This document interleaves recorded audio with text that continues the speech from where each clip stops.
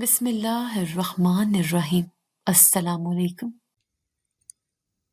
رات کے پچھلے پہر موبائل کی مدھم روشنی کمرے میں پھیلی ہوئی تھی۔ احمد شاید سمجھ رہے تھے کہ میں گہری نیند میں ہوں، لیکن میری آنکھیں کھلی تھیں۔ وہ کھڑکی کے پاس کھڑے دھیمی مگر سخت لہجے میں کسی سے بات کر رہے تھے۔ میں نے کہا نا، ابھی وقت نہیں آیا۔ تم کیوں نہیں سمجھتی؟ اگر عالیہ یا امی کو ذرا سے بھی بھنک پڑ گئی تو سب کچھ تباہ ہو جائے گا۔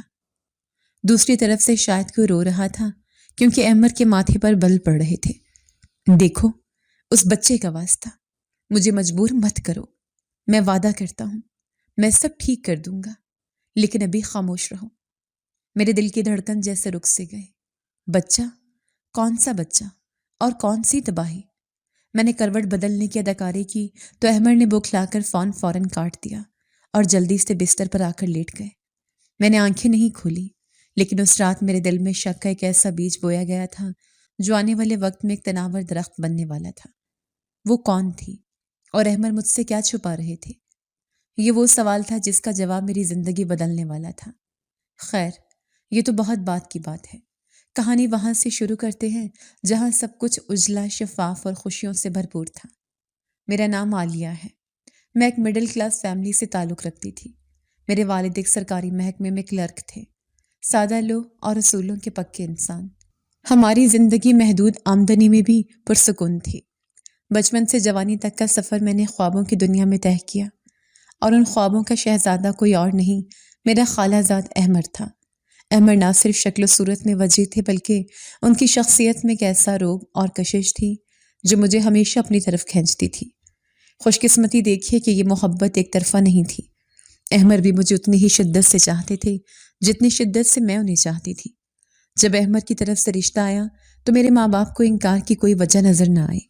خاندان ایک تھا، لڑکا برسر روزگار تھا، اور سب سے بڑھ کر یہ کہ ہم ایک دوسرے کو پسند کرتے تھے۔ شادی کی تقریبات دھوم دھام سے ہوئی۔ وہ دن میری زندگی کے خوبصورت ترین دن تھے۔ میں نے سرخ جوڑے میں خود کو آئینے میں دیکھا تو یقین نہیں آیا کہ میں وہی عالیہ ہوں جو کل تک کالج کی کتابوں میں گم رہتی تھی۔ آج میں احمد کی دلہن بن گئی تھی۔ احمد کے گھر میں، جو میرا بھی گھر تھا، افراد کی تعداد زیادہ نہیں تھی، صرف میری ساس جو میری خالہ بھی تھی اور ایک نند۔ سسر کا انتقال بہت پہلے ہو چکا تھا۔ گھر کا ماحول بہت ہی دوستانہ تھا۔ چونکہ میں اپنی خالہ کی بہو بنی تھی، اس لیے ساس بہو والے روایتی جھگڑوں کا تو سوال ہی پیدا نہیں ہوتا تھا۔ خالہ مجھے بیٹیوں کی طرح چاہتی تھیں۔ شادی کے ابتدائی دن ہواؤں میں اڑتے ہوئے گزرے۔ میں احمد کی محبت میں سرشار تھی اور احمد مجھ پر جان چھڑکتے تھے۔ گھر میں میری حیثیت کسی ملکہ سے کم نہیں تھی۔ چھوٹی سی چھوٹی بات پر میری رائے لی جاتی۔ نند کی شادی کی تیاریاں ہوں یا گھر کا راشن، ہر چیز میری مرضی سے طے پاتی تھی۔ میں خود کو دنیا کی خوش قسمت ترین لڑکی سمجھتی تھی۔ مجھے لگتا تھا کہ دکھ اور پریشانی کا میری زندگی سے کوئی تعلق ہی نہیں ہے۔ احمد کا روزگار بیرون ملک سے وابستہ تھا۔ وہ ایک اچھی کمپنی میں ملازم تھے اور شادی کے لیے خاص طور پر چھٹی لے کر آئے تھے۔ مجھے معلوم تھا کہ انہیں واپس جانا ہے، لیکن محبت کے ان نشیلے دنوں میں اس جدائی کے خیال کو جھٹک دیتی تھی۔ شادی کے 2 مہینے پلک جھپکتے گزر گئے۔ پھر وہ دن بھی آ گیا جب احمد کو واپس جانا تھا۔ ان کی فلائٹ کا وقت قریب آ رہا تھا اور میرا دل ڈوب رہا تھا۔ احمد نے میرے ہاتھ تھام کر کہا، عالیہ، اداس مت ہو، بس 6 مہینے یا سال کی بات ہے، میں پھر چکر لگاؤں گا۔ تم امی اور گڑیا یعنی میری بہن کا خیال رکھنا۔ میں نے آنسو چھپاتے ہوئے سر ہلایا۔ آپ فکر نہ کریں، میں سب سنبھال لوں گی، بس آپ جلدی آنے کی کوشش کیجیے گا۔ احمد کے جانے کے بعد گھر اچانک خالی خالی سا لگنے لگا۔ اگرچہ خالہ اور نند ساتھ تھیں، لیکن شوہر کے بغیر زندگی کا رنگ پھیکا پڑ گیا تھا۔ دن تو کام کاج میں گزر جاتا، لیکن راتیں کاٹنا مشکل ہو گئی۔ میں گھنٹوں احمد کی تصویر دیکھتی رہتی اور فون پر ان کی کال کا انتظار کرتی۔ شروع کے چند ہفتے تو ایسے ہی گزرے، لیکن پھر آہستہ آہستہ خالہ کے رویے میں ایک غیر محسوس سی تبدیلی آنے لگی۔ وہ اکثر مجھے غور سے دیکھتی اور دبی دبی باتوں میں بچوں کا ذکر چھیڑ دیتی۔ ایک دوپہر ہم سب صحن میں بیٹھے دھوپ سینک رہے تھے کہ خالہ بولی، عالیہ، ماشاءاللہ تم دونوں کی جوڑی کتنی پیاری ہے، بس اب اللہ تمہیں جلد ہی خوشخبری سے نوازے۔ اولاد ہوگی تو تمہارا دل بھی آسانی سے لگ جائے گا اور گھر میں بھی رونق ہو جائے گی۔ میں شرما گئی۔ جی خالہ، اللہ مالک ہے۔ خالہ نے بات جاری رکھتے ہوئے کہا، ارے بیٹا، میں تو شادی کے اگلے مہینے ہی امید سے ہو گئی تھی۔ پورے 10 مہینے بعد احمد میری گود میں تھا۔ ہمارے زمانے میں تو اتنی دیر نہیں لگتی تھی۔ ان کے یہ بات میرے دل پر ہلکی سی کچوک لگا گئی۔ ابھی تو شادی کو صرف 3-4 مہینے ہوئے تھے اور احمد بھی ملک سے باہر تھے، لیکن میں نے اسے بڑوں کی دعا سمجھ کر نظر انداز کر دیا۔ مجھے کیا معلوم تھا کہ یہ جملے محض شروعات ہیں اور آنے والے وقت میں یہی باتیں میرے لیے نشتر بن جائیں گی۔ گھر میں اب زیادہ تر میں اور خالہ ہی ہوتے تھے، کیونکہ نند اپنی پڑھائی میں مصروف رہتی تھی۔ خالہ کی توجہ مکمل طور پر مجھ پر مرکوز تھی۔ وہ ہر دوسرے دن کسی نہ کسی بہانے سے پوچھتی، طبیعت کیسی ہے؟ کوئی خاص خبر تو نہیں؟ میں سر جھکا کر نہیں میں جواب دیتی تو ان کے چہرے پر ایک سایہ سا لہرا جاتا۔ میرا دل اندر ہی اندر ہولنے لگتا۔ کیا شادی کے فوراً بعد اولاد ہونا اتنا ضروری ہے؟ ابھی تو میری عمر ہی کیا تھی، لیکن ہمارا معاشرہ شاید لڑکی کو بہو کے روپ میں کم اور ماں کے روپ میں دیکھنے کا زیادہ خواہش مند ہوتا ہے۔ احمد سے فون پر بات ہوتی تو میں ان سے اس پریشانی کا ذکر کرتی۔ احمد، خالہ روز بچوں کی باتیں کرتی ہے، مجھے عجیب لگتا ہے۔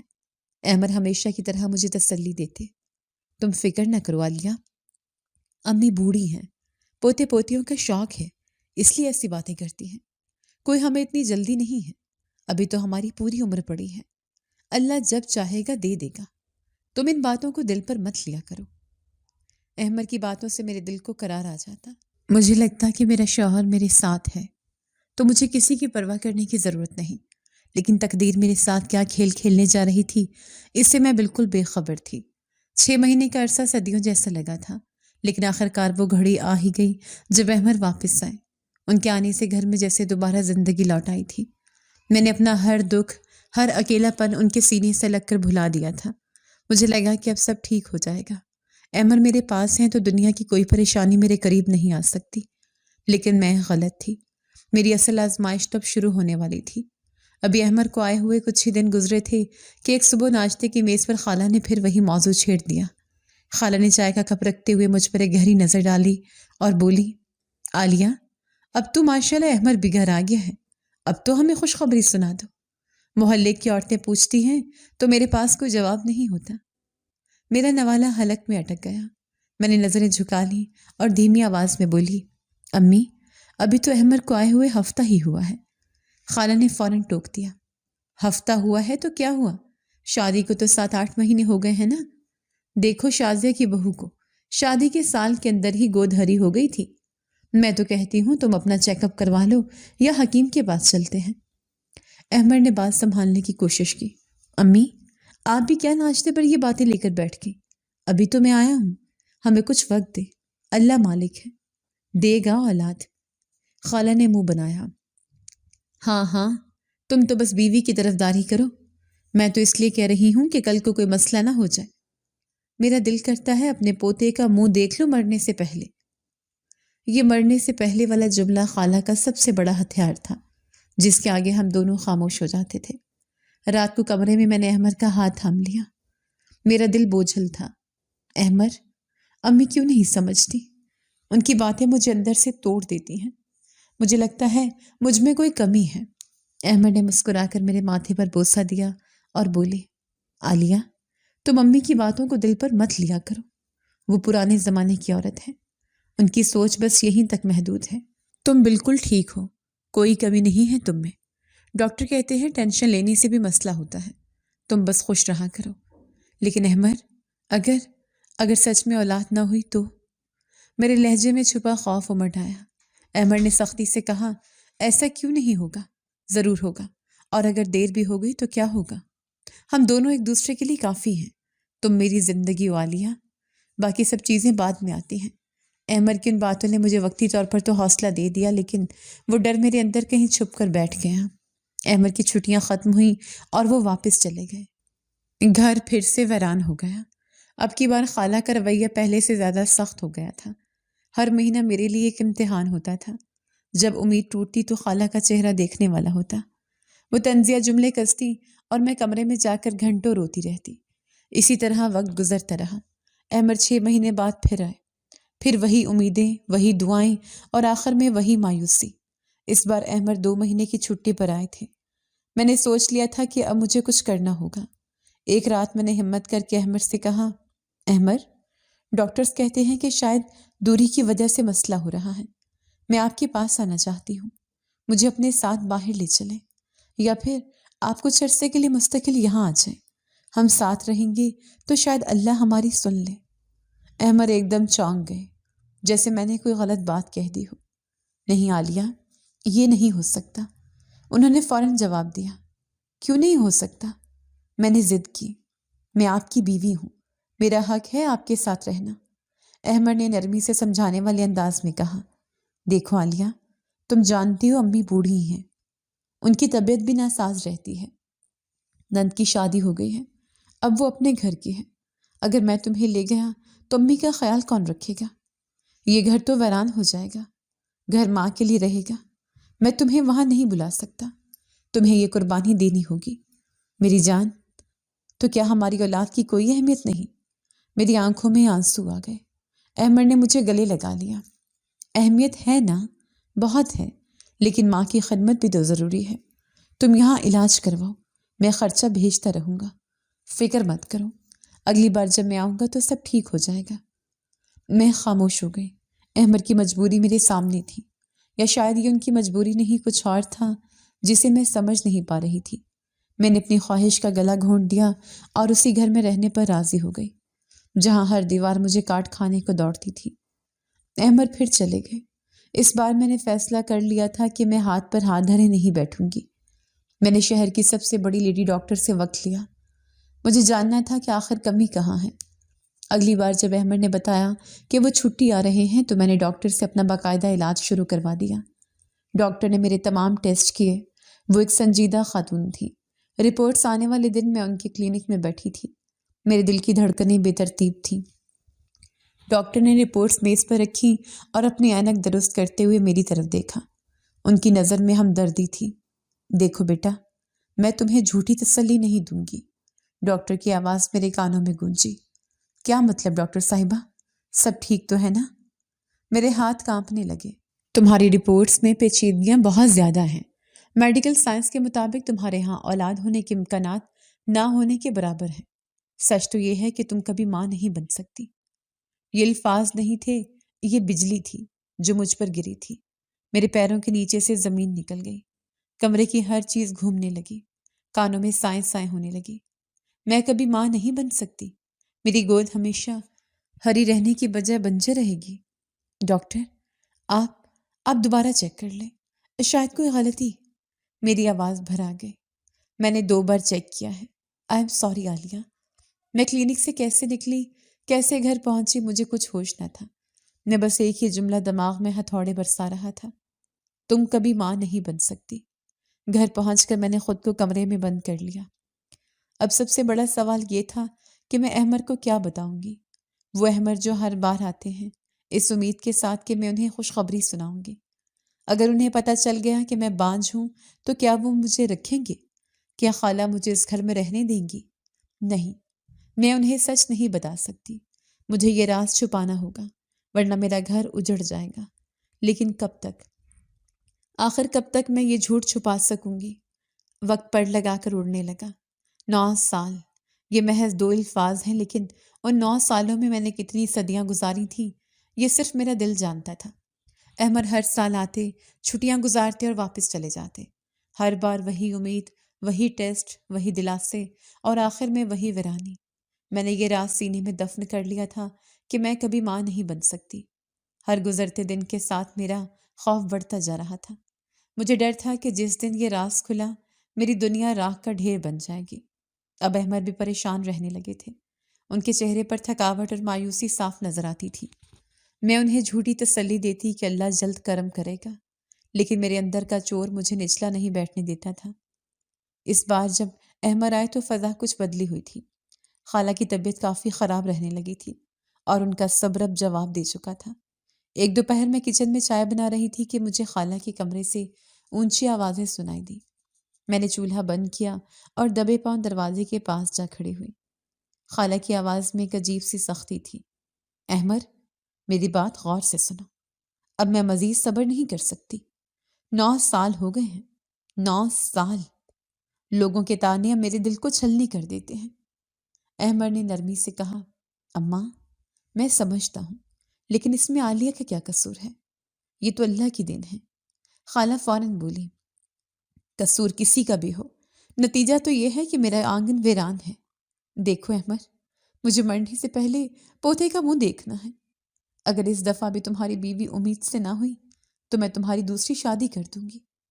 میں نے لڑکی بھی دیکھ رکھی ہے، بس تمہاری ہاں کا انتظار ہے۔ میرا دل حلق میں آ گیا۔ مجھے یقین تھا کہ احمد ہمیشہ کی طرح انکار کر دیں گے، میری طرفداری کریں گے، لیکن اگلے ہی لمحے جو میں نے سنا اس نے میرے ہوش اڑا دیے۔ احمد نے گہری سانس لی اور ماں کا ہاتھ اپنے ہاتھوں میں لیتے ہوئے کہا، ٹھیک ہے اماں، میں سمجھتا ہوں کہ آپ جو کہتی ہیں ٹھیک کہتی ہیں، میں آپ کی بات نہیں ٹالوں گا۔ اگر اس دفعہ بھی میری کوئی اولاد نہ ہوئی تو میں دوسری شادی کر لوں گا، میں راضی ہوں۔ یہ الفاظ میرے کانوں میں پگھلے ہوئے سیسے کی طرح اترے۔ احمد راضی ہو گئے؟ وہ احمد جو کہتے تھے کہ عالیہ تم میری زندگی ہو، آج وہ دوسری عورت کو لانے کے لیے تیار تھے؟ مجھے لگا جیسے کمرے کی چھت مجھ پر گر گئی ہو۔ میری ٹانگوں میں جان نہیں رہی تھی۔ میں دیوار کا سہارا لے کر وہیں بیٹھ گئی۔ اب کیا ہوگا؟ میرا شوہر دوسری شادی کر لے گا تو میری حیثیت کیا رہ جائے گی؟ اس گھر میں تو میری عزت دو کوڑی کی نہیں رہے گی۔ سوکن آتے ہی مجھ پر حکمرانی کرے گی اور شاید مجھے گھر سے نکال پھینکے۔ خوف کے سائے مجھے نگلنے لگے۔ میں ابھی اسی صدمے میں تھی کہ اچانک کمرے سے احمد کی چیخ سنائی دی، اماں، اماں کیا ہوا آپ کو؟ اماں آنکھیں کھولے۔ میں بوکھلا کر اندر بھاگی۔ خالہ بستر پر نڈھال پڑی تھیں۔ ان کی آنکھیں چھت کی طرف پتھرا گئی تھیں اور سانس رک چکی تھی۔ احمد پاگلوں کی طرح انہیں جھنجھوڑ رہے تھے، لیکن وہ جاگ چکی تھیں۔ اچانک حرکتیں قلب بند ہونے سے خالہ وفات پا گئی تھیں۔ اس وقت گھر میں کوہرام مچ گیا۔ رونا دھونا، تعزیت کے لیے آنے والے لوگ، کفن دفن کا انتظام، سب کچھ ایک خواب کی طرح گزر گیا۔ جہاں مجھے خالہ کی موت کا دکھ تھا، وہیں میرے دل کے کسی کونے میں ایک خود غرضی سی خوشی بھی تھی کہ شاید اب احمد دوسری شادی کا ارادہ ترک کر دے۔ خالہ ہی تو تھیں جو روز زور ڈال رہی تھیں، اب وہ نہیں رہیں تو شاید میرا گھر بچ جائے۔ لیکن خالہ کی موت کے کچھ دن بعد مجھے اندازہ ہوا کہ میرا خیال غلط تھا۔ احمد کا ارادہ نہیں بدلا تھا۔ ایک رات وہ خاموشی سے میرے پاس بیٹھے اور بولے، عالیہ، اماں کی آخری خواہش تھی کہ میرا گھر آباد ہو۔ میں ان کی روح کو تکلیف نہیں دے سکتا۔ مجھے اولاد چاہیے، ہر حال میں۔ احمد کی آنکھوں میں ایک عجیب سا عزم تھا جس نے مجھے اندر تک ہلا کر رکھ دیا۔ وہ ابھی بھی دوسری شادی کے لیے راضی تھے کیونکہ انہیں اولاد کی تڑپ تھی۔ اب میرے پاس کوئی راستہ نہیں بچا تھا۔ مجھے اپنا گھر بچانے کے لیے کچھ بھی کرنا تھا، چاہے اس کے لیے مجھے کتنا ہی بڑا جھوٹ کیوں نہ بولنا پڑتا۔ اگلی صبح میں نے بستر سے اٹھتے ہی سر پکڑ لیا اور جان بوجھ کر چکر آنے کا ڈرامہ کیا۔ کیا ہوا عالیہ؟ طبیعت ٹھیک نہیں ہے کیا؟ احمد نے پریشانی سے میری طرف بڑھتے ہوئے پوچھا۔ میں نے کمزور آواز میں کہا، پتہ نہیں احمد، صبح سے عجیب سی متلی ہو رہی ہے اور سر بھی گھوم رہا ہے۔ احمد کے چہرے پر ایک دم چمک آ گئی۔ کہیں وہ بات تو نہیں جس کا ہم انتظار کر رہے ہیں؟ چلو فوراً ڈاکٹر کے پاس چلتے ہیں۔ میرا تیر نشانے پر لگا تھا۔ ہم ڈاکٹر کے کلینک پہنچے۔ وہاں رش تھا، اس لیے احمد کو باہر ویٹنگ روم میں رکنا پڑا۔ میں اندر گئی تو ڈاکٹر اپنی فائلز میں مصروف تھی۔ یہ وہی ڈاکٹر تھی جنہوں نے مجھے میری بانجھپن کی رپورٹ دی تھی۔ میں نے دروازہ بند کیا اور تیزی سے ڈاکٹر کی میز کے پاس جا کر اپنا پرس کھولا۔ میں نے نوٹوں کی ایک بھاری گڈی ڈاکٹر کے سامنے رکھ دی۔ ڈاکٹر نے چونک کر میری طرف دیکھا اور پھر پیسوں کی طرف۔ یہ کیا ہے عالیہ؟ اور تم یہاں کیوں آئی ہو؟ میں تمہیں بتا چکی ہوں کہ اب علاج کا کوئی فائدہ نہیں، ڈاکٹر نے سخت لہجے میں کہا۔ میں نے ڈاکٹر کے دونوں ہاتھ پکڑ لیے اور وہ ہنسی ہو کر بولی، ڈاکٹر صاحبہ، یہ علاج کے لیے نہیں ہے، یہ میری زندگی بچانے کی قیمت ہے۔ میں سمجھی نہیں، کیا کہنا چاہ رہی ہو تم؟ ڈاکٹر نے حیرت سے پوچھا۔ میں نے جلدی جلدی کہا، باہر میرا شوہر بیٹھا ہے، وہ دوسری شادی کرنے والا ہے کیونکہ ہماری اولاد نہیں ہو رہی۔ اگر اسے پتہ چل گیا کہ میں بانجھ ہوں تو وہ مجھے چھوڑ دے گا یا میرے سر پر سوکن نہ بٹھائے گا۔ میں آپ سے بھیک مانگتی ہوں، پلیز احمد کو کہہ دیں کہ میں امید سے ہوں۔ ڈاکٹر غصے سے کھڑی ہو گئی۔ تم پاگل ہو گئی ہو عالیہ؟ میں ایک ڈاکٹر ہوں، میں ایسا غیر اخلاقی کام کیسے کر سکتی ہوں؟ اور تم یہ کیسی بے وقوفی کی باتیں کر رہی ہو؟ میں ان کے قدموں میں بیٹھ گئی۔ ڈاکٹر صاحبہ، خدا کے واسطے میری مجبوری سمجھے، میرا گھر اجڑ جائے گا، آپ کو جتنا پیسہ چاہیے میں دوں گی، بس ایک بار یہ جھوٹ بول دیں، میں زندگی بھر آپ کی احسان مند رہوں گی۔ ڈاکٹر کچھ لمحے خاموش رہی، پھر انہوں نے مجھے کندھوں سے پکڑ کر اٹھایا۔ ان کی آنکھوں میں پیسوں کی چمک اور شاید تھوڑا سا ترس بھی تھا۔ دیکھو عالیہ، میں تمہارے لیے جھوٹ تو بول دوں گی، لیکن تم نے سوچا ہے کہ اس کا انجام کیا ہوگا؟ ڈاکٹر نے سنجیدگی سے پوچھا۔ کیا مطلب؟ میں نے دھڑکتے دل کے ساتھ پوچھا۔ مطلب یہ کہ یہ حمل تو جھوٹا ہے۔ 9 مہینے بعد کیا ہوگا؟ جب یہ راز کھلے گا کہ تم ماں بننے والی نہیں تھی تو احمر کا رد عمل کیا ہوگا؟ تب کون بچائے گا تمہیں؟ میں نے آنسو پہنچتے ہوئے ایک سرد آہ بھری۔ مجھے نہیں معلوم ڈاکٹر صاحبہ، تب کی تب سوچی جائے گی۔ ابھی تو میرے سر پر موت کھڑی ہے، مجھے بس ابھی کے لیے اپنا شوہر چاہیے، پلیز اب مان جائیں۔ ڈاکٹر نے گہری سانس لی اور نوٹوں کی گڈی اپنی دراز میں رکھ لی۔ ٹھیک ہے، بلاؤ اپنے شوہر کو۔ میرے دل نے زور سے دھڑکا۔ میں باہر گئی اور احمر کو اشارہ کیا۔ احمر تیزی سے اندر آئے۔ جی ڈاکٹر صاحبہ، سب خیریت ہے نا؟ عالیہ کو کیا ہوا ہے؟ احمر نے بےتابی سے پوچھا۔ ڈاکٹر نے مسکراتے ہوئے احمر کی طرف دیکھا اور بولی، مبارک ہو مسٹر احمر، آپ کی دعا قبول ہو گئی ہے، عالیہ امید سے ہیں۔ میں سنتے ہی احمر کے چہرے پر جو خوشی آئی وہ دیدنی تھی۔ وہ بے اختیار اپنے کرسی سے کھڑے ہو گئے۔ کیا؟ سچ؟ ڈاکٹر صاحبہ، آپ سچ کہہ رہی ہیں؟ میں باپ بننے والا ہوں؟ احمر کی آواز خوشی سے کانپ رہی تھی۔ جی ہاں، رپورٹس پازیٹیو ہیں، بس اب آپ کو عالیہ کا بہت خیال رکھنا ہوگا اور انہیں خوش رکھنا ہوگا۔ ڈاکٹر نے اپنا کردار بخوبی نبھایا۔ احمر نے وہی میرے ماتھے پر بوسہ دیا اور ڈاکٹر کا شکریہ ادا کرتے ہوئے بولے، آپ فکر نہ کریں ڈاکٹر صاحبہ، میں عالیہ کو شہزادیوں کی طرح رکھوں گا۔ ہم کلینک سے باہر نکلے تو احمر ہواؤں میں اڑ رہے تھے۔ وہ بے حد خوش تھے۔ وہ خوشی خوشی گاڑی کی طرف بڑھ رہے تھے۔ میرے دن بھی ہنسی خوشی گزرنے والے تھے۔ بظاہر سب کچھ ٹھیک ہو گیا تھا، لیکن ایک ٹینشن مجھے اندر سے کھا رہی تھی کہ یہ جھوٹ کب تک چلے گا۔ 6 مہینے کے بعد میرے شوہر واپس لوٹیں گے، تب میں کیا جواب دوں گی؟ میں نے وقتی سکون تو خرید لیا تھا، لیکن میں نے اپنی آنے والی زندگی کو ایک بارودی سرنگ پر رکھ دیا تھا۔ احمد کی خوشی کا کوئی ٹھکانہ نہیں تھا۔ وہ بچوں کی طرح پورے گھر میں چہکتے پھر رہے تھے۔ روانگی کے وقت احمد نے میرا ہاتھ اپنے دونوں ہاتھوں میں تھاما اور ان کی آنکھوں میں نمی تیرنے لگی۔ عالیہ، میرا دل تو نہیں چاہ رہا تمہیں اس حالت میں چھوڑ کر جانے کو، لیکن کیا کروں، مجبوری ہے۔ چھٹی ختم ہو گئی ہے، میں وعدہ کرتا ہوں کہ ڈیلیوری سے پہلے پہنچ جاؤں گا۔ تم اپنا اور ہمارے ہونے والے بچے کا بہت خیال رکھنا۔ میں نے بمشکل اپنی کپکپاہٹ پر قابو پاتے ہوئے کہا، آپ فکر نہ کریں احمد، میں سب سنبھال لوں گی، آپ بس خیریت سے جائیں اور اپنا خیال رکھیں۔ احمد مجھے خدا حافظ کہہ کر چلے گئے۔ ان کے جاتے ہی جیسے میرے کندھوں پر ٹنوں وزنی بوجھ آ پڑا۔ گھر کا سکون اب مجھے کاٹنے کو دوڑتا تھا۔ میرے پیٹ میں کوئی بچہ نہیں تھا، لیکن مجھے ایک حاملہ عورت کی طرح ایکٹنگ کرنی پڑتی تھی۔ دن ہفتوں میں اور ہفتے مہینوں میں بدلتے گئے۔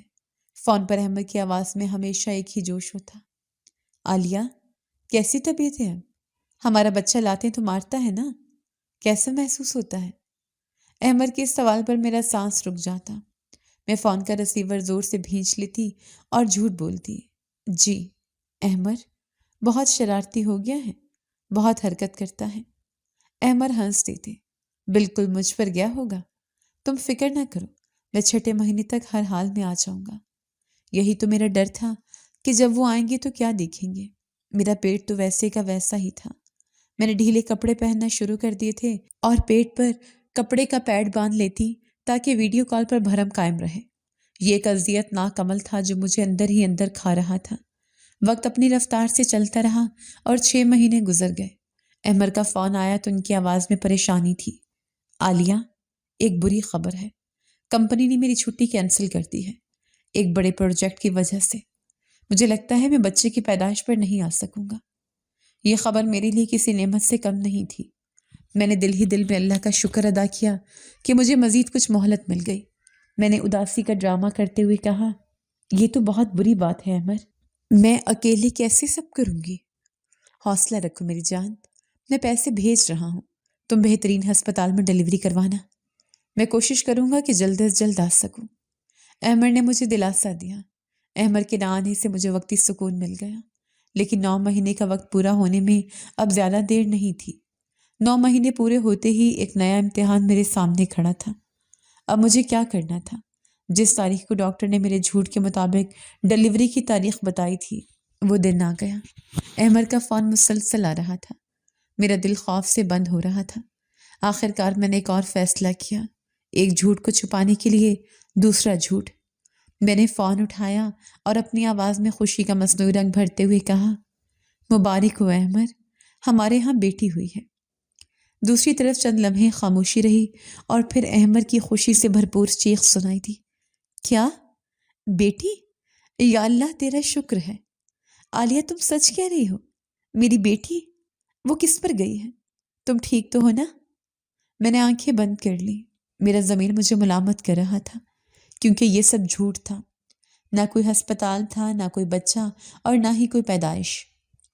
جی احمد، وہ بالکل آپ جیسی ہے، بہت پیاری ہے، میں بالکل ٹھیک ہوں، میں نے کانپتی آواز میں جواب دیا۔ عالیہ، میں اب ایک دن نہیں رک سکتا، میں کل ہی ٹکٹ کروا رہا ہوں، مجھے اپنی بچی کو دیکھنا ہے، احمد نے پرجوش انداز میں کہا۔ یہ سنتے ہی فون میرے ہاتھ سے گرتے گرتے بچا۔ وہ آ رہے تھے، اب میں کیا کروں گی؟ میں نے بیٹی کی خبر تو سنا دی تھی، لیکن بیٹی کہاں سے لاؤں گی؟ خود کو اچھا ثابت کرنے اور وقتی تسلی کے لیے میں نے سب کیا تھا، لیکن اب میں بری طرح پھنس چکی تھی۔ جب وہ واپس لوٹیں گے تو میں انہیں کیا جواب دوں گی؟ میری آنکھوں کے سامنے اندھیرا چھانے لگا۔ اگلے ہی دن صبح سویرے میرا فون بجا۔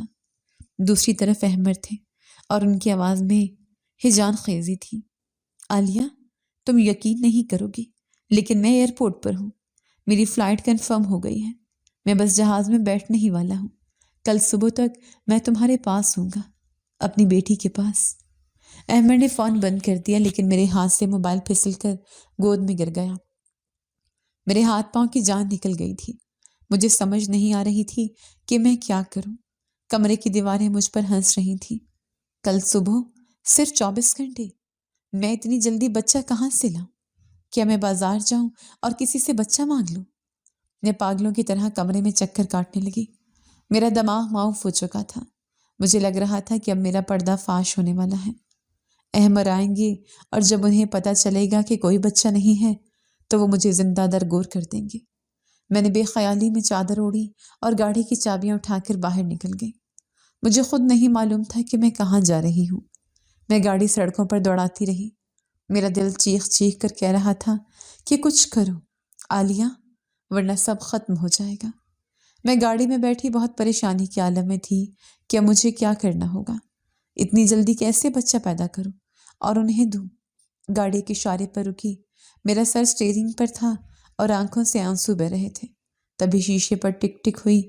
میں نے چونک کر سر اٹھایا۔ ایک فقیر بچہ میرے پاس کھڑا تھا۔ اس کی عمر مشکل سے 8 یا 9 سال ہوگی۔ اس کے کپڑے میلے کچیلے تھے اور بال بکھرے ہوئے تھے، لیکن اس کی گود میں ایک چھوٹی سی بچی تھی، شاید 1.5-2 ماہ کی۔ میں نے شیشہ نیچے کیا۔ وہ بچہ میرے قریب آ کر بولا، باجی، اللہ کے نام پر کچھ دے دیں، میری ماں اس بچے کو جنم دیتے ہوئے مر گئی تھی، اس کے دودھ کے لیے میرے پاس پیسے نہیں ہیں، یہ صبح سے بھوکی ہے، کچھ مدد کرتے۔ اس بچے کی بات سن کر اسی وقت میرے ذہن میں ایک بجلی سی گوندی۔ ایک عجیب سا خیال میرے دماغ میں آیا۔ یہ قدرت کا اشارہ تھا یا شیطان کا بہکاوا؟ میں نہیں جانتی تھی، لیکن مجھے اپنی ڈوبتی کشتی کا سہارا نظر آ گیا۔ میں نے کانپتے ہاتھوں سے پرس نکالا اور کچھ پیسے اس بچے کی ہتھیلی پر رکھے۔ میں نے اس کی آنکھوں میں دیکھتے ہوئے کہا، تمہیں پیسوں کی ضرورت ہے نا؟ اور اس بچی کو ماں کی؟ بچے نے معصومیت سے سر ہلایا۔ میں نے گہری سانس لی اور بولی، یہ بچی مجھے دے دو، تم اس کا دودھ پورا نہیں کر سکو گے، میں اسے اپنی بیٹی بنا کر رکھوں گی، پال پوس کر بڑا کروں گی، اسے وہ سب کچھ ملے گا جو تم اسے نہیں دے سکتے۔ وہ بچہ پہلے تو ہچکچایا، پھر اس نے مسکراتے ہوئے میری طرف دیکھا۔ شاید بھوک اور غربت نے اسے وقت سے پہلے سمجھدار کر دیا تھا، یا شاید کئی دنوں سے اس کی بہن اور یہ بھوکے تھے، اس لیے اسے یہ سودا برا نہیں لگا۔ اس نے خاموشی سے وہ بچی میری طرف بڑھا دی۔ میں نے اس پھول سی بچی کو اپنی گود میں لیا تو ایک عجیب سی ٹھنڈک میرے سینے میں اتر گئی۔ وہ رو رہی تھی اور بلک رہی تھی۔ میں نے اس بچے کو مزید کچھ پیسے دیے اور گاڑی کا شیشہ چڑھا لیا۔ میں اسے اپنے گھر لے آئی۔ گھر آ کر میں نے اسے نہلا دھلا کر صاف کیا۔ پھر میں فوراً بازار گئی اور بچی کے لیے ڈھیر ساری شاپنگ کی۔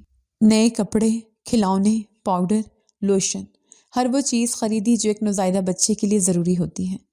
میں چاہتی تھی کہ جب شوہر واپس آئیں تو انہیں لگے کہ ہم اس بچی پر 100 روپے خرچ کر رہے ہیں اور یہ بچی میری ہی ہے۔ رات ہو چکی تھی۔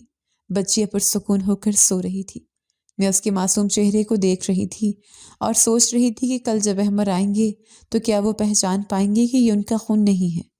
خوف ابھی بھی تھا، لیکن اب میری گود خالی نہیں تھی۔ میرے پاس احمر کو دکھانے کے لیے ایک وجود موجود تھا۔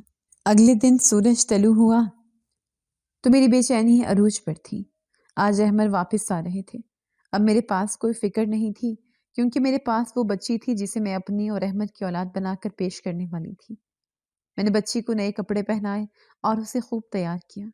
گھر کو بھی میں نے دلہن کی طرح سجایا تھا تاکہ احمد کو ذرا بھی شک نہ گزرے کہ یہاں پچھلے کچھ عرصے میں کیا ڈرامہ رچایا گیا ہے۔ دروازے کی گھنٹی بجی تو میرا دل اچھل کر حلق میں آ گیا۔ میں نے گہری سانس لی، چہرے پر خوشی کا ماسک چڑھایا اور دروازہ کھولنے لپکی۔ سامنے احمد کھڑے تھے۔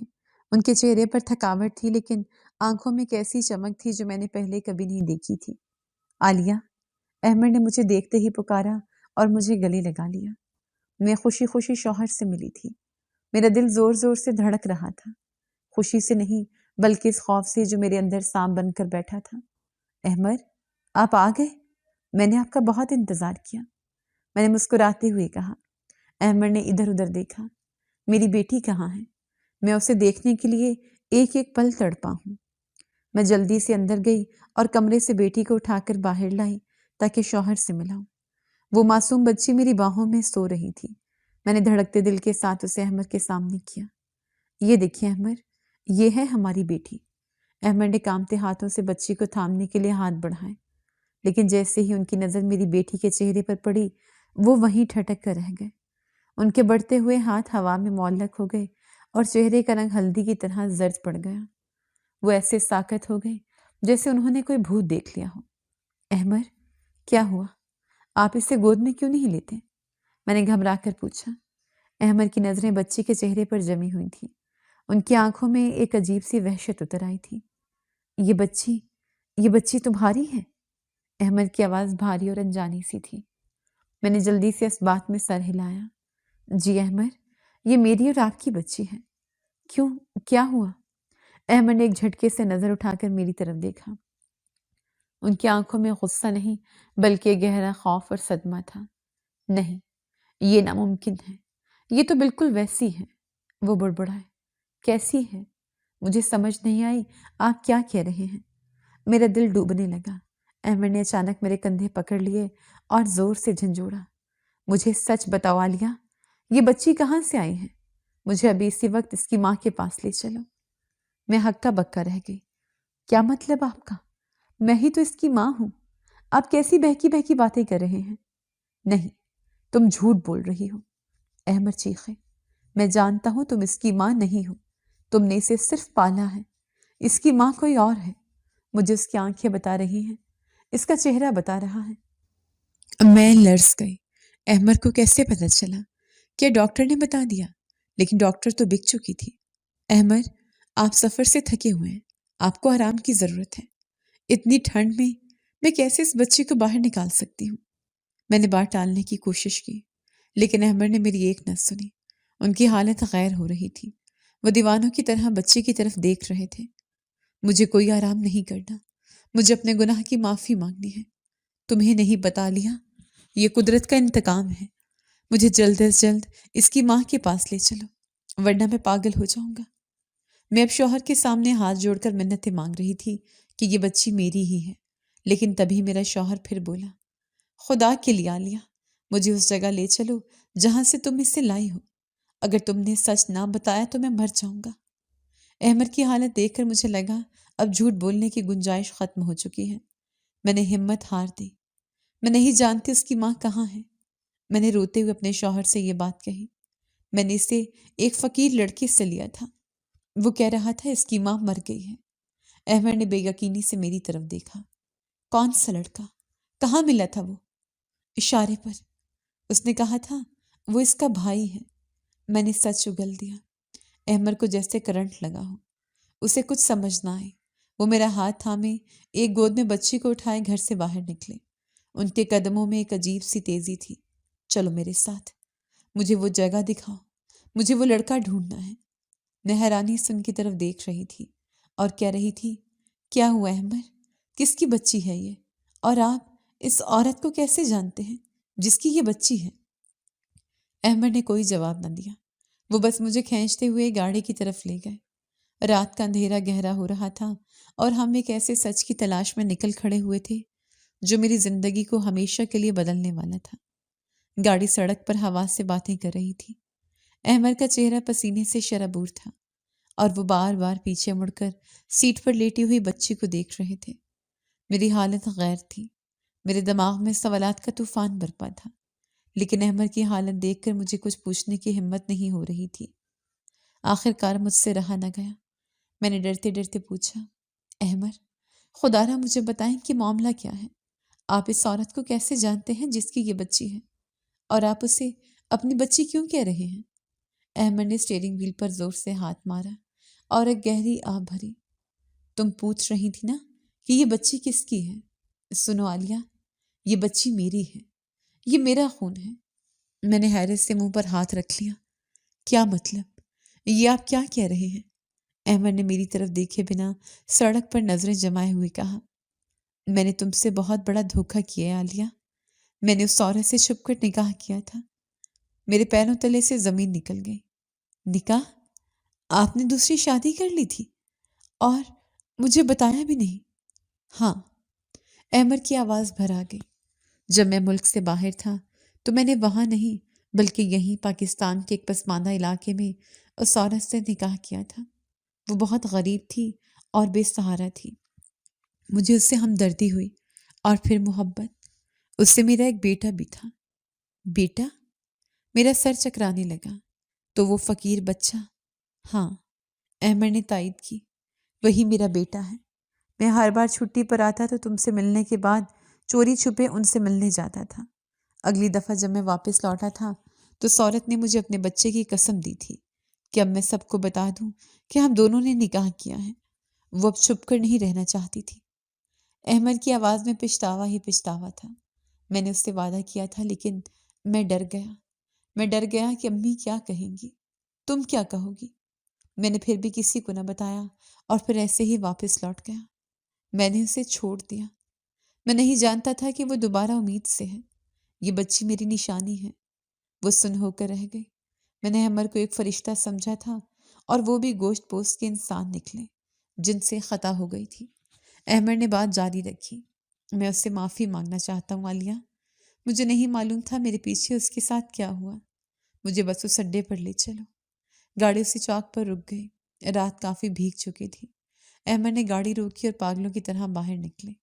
میں بھی گود میں بچے کو اٹھائے ان کے پیچھے لپکی۔ سڑک کے کنارے جہاں مجھے وہ بچہ ملا تھا وہ وہیں بیٹھا ٹھٹھر رہا تھا۔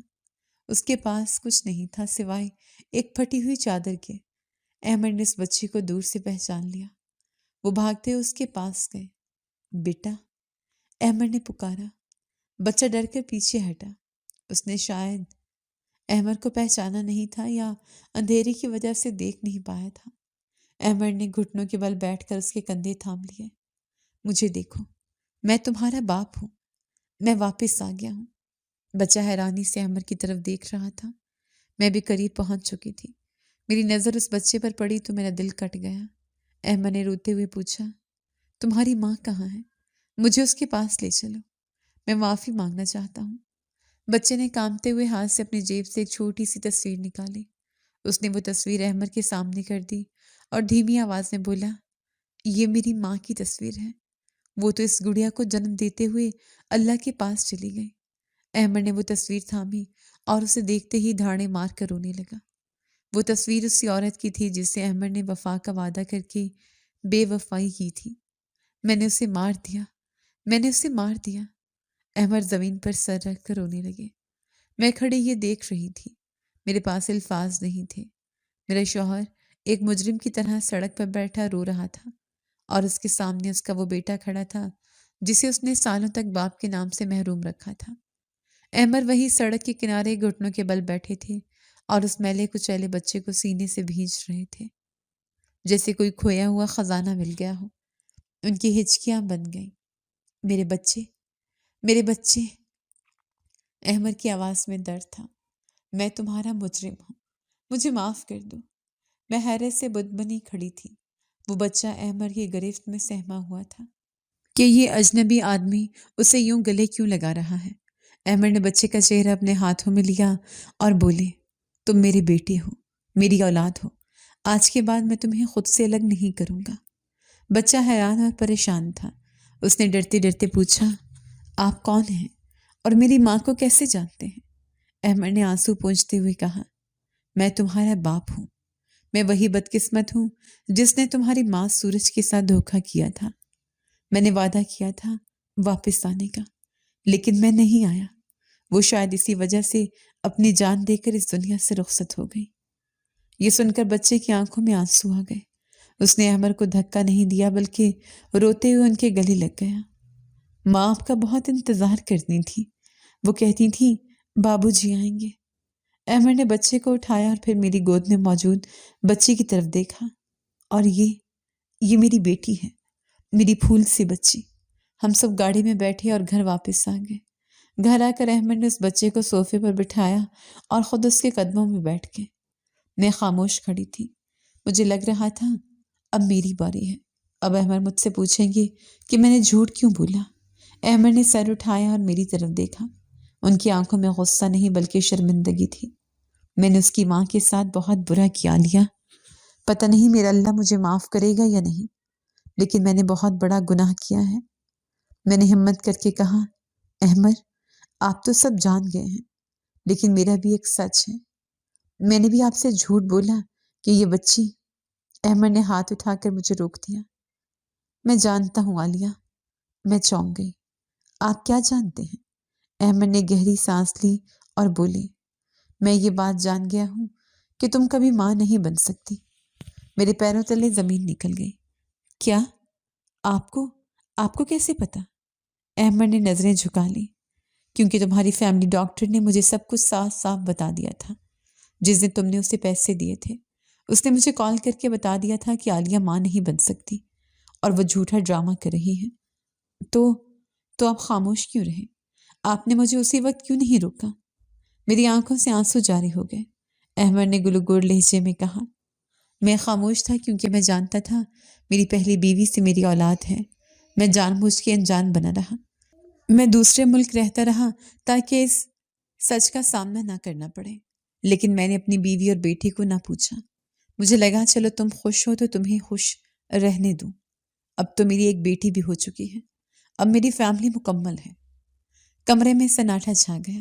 ہم دونوں اپنے اپنے گناہوں اور جھوٹ کے بوجھ تلے دبے ہوئے تھے۔ احمد نے دوبارہ اس بچے کی طرف دیکھا اور بولے، لیکن اب وہ عورت جس سے میں معافی مانگنا چاہتا تھا میری زندگی سے جا چکی ہے۔ مجھے ڈر ہے عالیہ، پتہ نہیں میرا اللہ مجھے معاف کرے گا کہ نہیں۔ احمد کا دکھ اتنا گہرا تھا کہ میں اپنا خوف بھول گئی۔ میں آگے بڑھی اور اپنے شوہر کے ہاتھ پکڑ لیے۔ احمد، مایوس مت ہوں، تمہیں اللہ ضرور معاف کرے گا، کیونکہ تمہارے دل میں اب کوئی برائی نہیں تھی۔ تم نے اپنی غلطی تسلیم کر لی ہے اور ان بچوں کو اپنا لیا ہے۔ یہی سب سے بڑی توبہ ہے۔ احمد نے بھیگے ہوئے چہرے کے ساتھ میری طرف دیکھا اور میرے ہاتھ چوم لیے۔ ہم دونوں نے ایک دوسرے کو معاف کر دیا تھا کیونکہ ہم دونوں ہی قصوروار تھے۔ احمد کے اعتراف کے بعد کمرے میں ایک گہری خاموشی چھائی ہوئی تھی۔ وہ جھکے ہوئے سر کے ساتھ میرے سامنے مجرم بنے بیٹھے تھے اور ان کے سامنے وہ بچہ کھڑا تھا جو ہماری زندگیوں کا سب سے بڑا سچ بن کر سامنے آیا تھا۔ میری آنکھوں میں آنسو تھے، لیکن دل میں عجیب سا اطمینان اتر رہا تھا۔ سارے پردے ہٹ چکے تھے اور اب صرف حقیقت باقی تھی۔ میں نے آگے بڑھ کر احمد کے کندھے پر ہاتھ رکھا اور ان کا چہرہ اوپر اٹھایا۔ احمد، میری طرف دیکھیں، میں نے نرمی سے کہا۔ احمد نے بھیگی ہوئی آنکھوں سے میری طرف دیکھا۔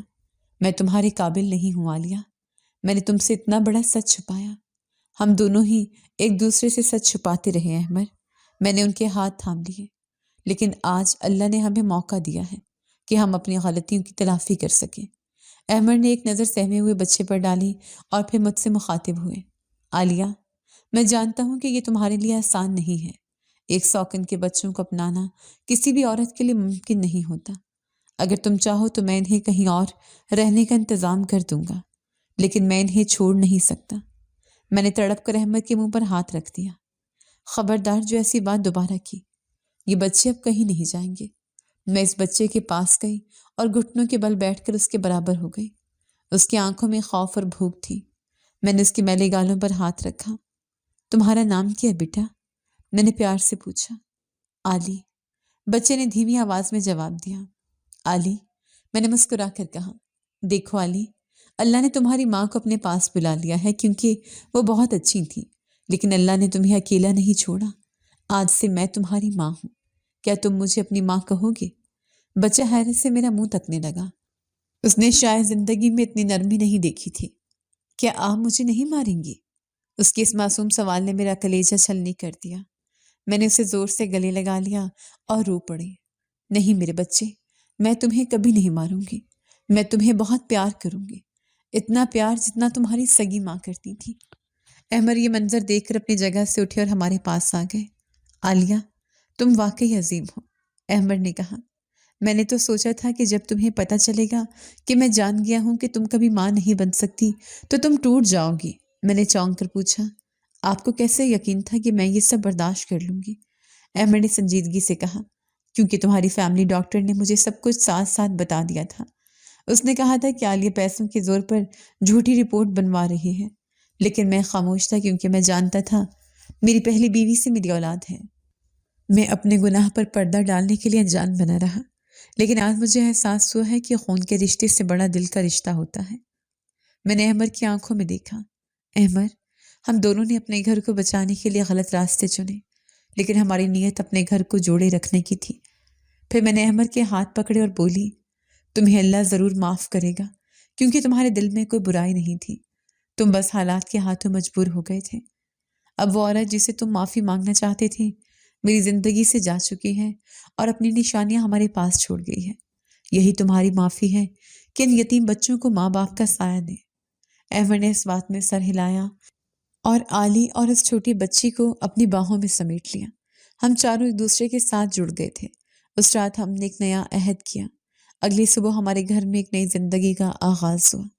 علی کو میں نے اپنے ہاتھوں سے نہلایا اور نئے کپڑے پہنائے۔ وہ چھوٹا سا راجکمار لگ رہا تھا۔ چھوٹی بچی جس کا نام ہم نے مریم رکھا، وہ پورے گھر کی رونق بن گئی۔ لوگوں نے باتیں بنائے، رشتہ داروں نے سوال اٹھائے، کتنی جلدی بچے اتنے بڑے کیسے ہو گئے؟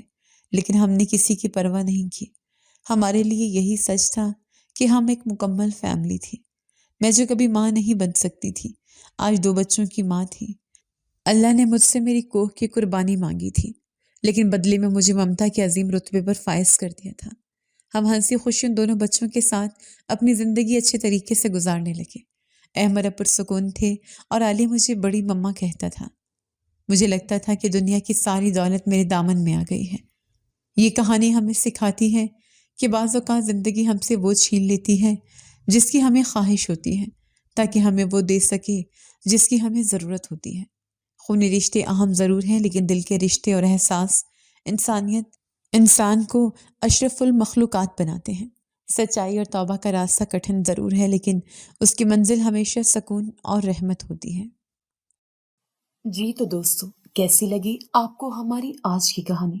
اپنی رائے کا اظہار ہمارے کمنٹس باکس میں ضرور کیجیے گا، اور اگر آپ کو ہماری ویڈیو پسند آئی ہے تو کر لیجیے ہمارے چینل کو سبسکرائب، ویڈیو کو لائک اور بیل آئیکن لازمی پریس کر لیجیے تاکہ ہر نئی آنے والی ویڈیو کا نوٹیفیکیشن آپ کو بر وقت موصول ہو سکے۔ ملتے ہیں ایسی ہی ایک سبق آموز کہانی کے ساتھ، تب تک کے لیے اللہ نگہبان۔